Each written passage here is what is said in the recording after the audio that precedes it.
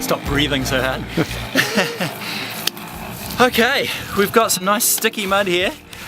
This was mixed up about 4 or 5 days ago, and the clay is broken down nicely. The straw has softened up. It's just gone into the mixer again, got reworked, and it's a beautiful sticky mix. Sticks very nicely upside down. Just what we want. We've already sprayed on some clay slip over here. That's just liquid clay and water, sprayed onto the bale, which makes it just easy to create a good key. Sticks, it acts as a glue. So it just is a sticky layer. Then we can take this really sticky mud. This is approximately 1 part clay-rich soil. Not the topsoil, but dig the topsoil off and use a subsoil, and every subsoil is going to be a little bit different.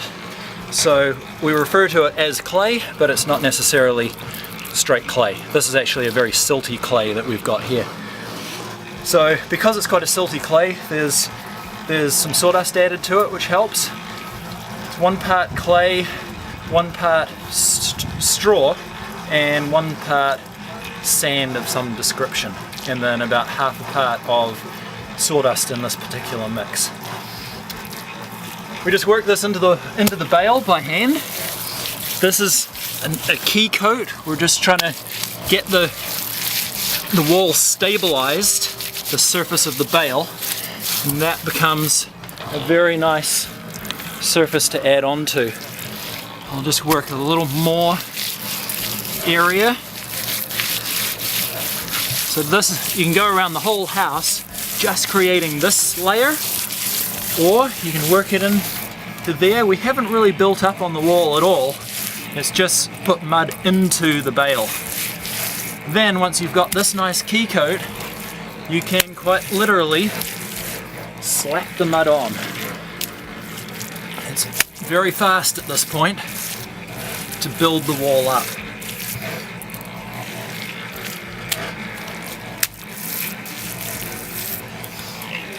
The determining factor on how thick you can put on this plaster is how wet the plaster is and how well it's keyed. This is a great example of what happens if you put on too much mud when whatever's behind it is not stable. So this loose straw has been stuck in this cavity and it's not stuck there.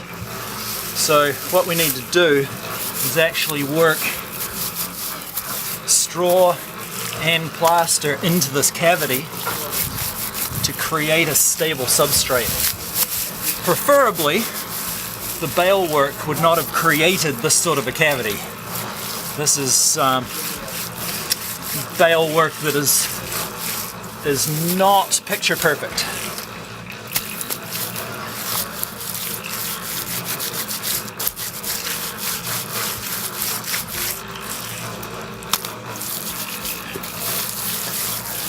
We're just getting the mud keyed back into the bale.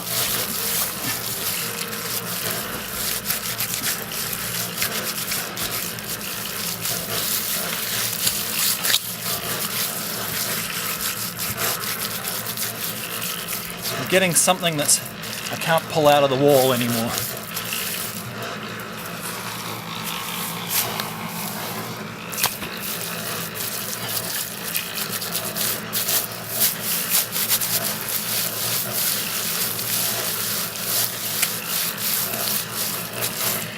And Sven, how long have you been doing this? Oh, this hole's taken me at least 10 minutes. Playing with mud? Yeah. Personally about 8 years in New Zealand. Yeah.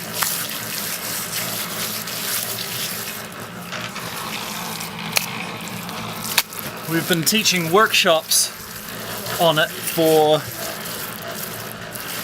6 years, I think. My wife's been involved with straw bale a lot longer. I'm the new kid on the block.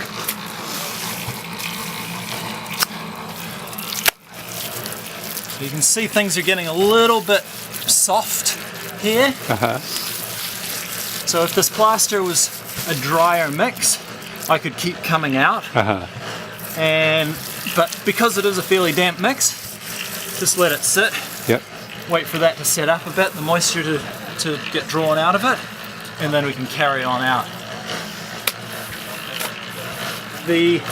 In a perfect world, the whole face of the wall would look like this, where the bale is nice and stable. That hole wouldn't be there.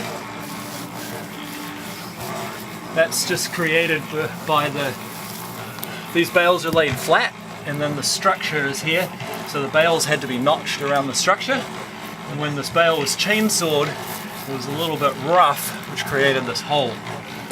The systems that we teach, the bales are generally on edge, but we don't use a structure where it's a single post on the exterior.